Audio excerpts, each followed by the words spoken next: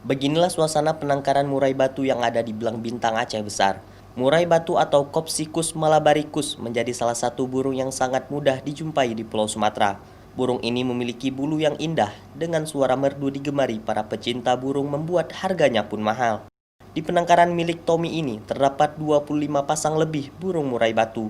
Awalnya hanya beberapa saja, kini terus berkembang biak. Setiap tahunnya selalu beranak 1 hingga 10 ekor. Proses perawatan murai batu pun tergolong mudah, bahkan tidak perlu mengeluarkan biaya besar. Sekarang kan ada 25 pasang. Nanti target kita tahun ke depan 100. Target ke depannya lagi bisa ada 1000 sangkar. 1000 sangkar. Nah, itu industri nanti. Mudah-mudahan hasil ini bisa kita kembalikan ke alam 10%, kemudian selebihnya kita bisa jual ke Pulau Jawa di sana.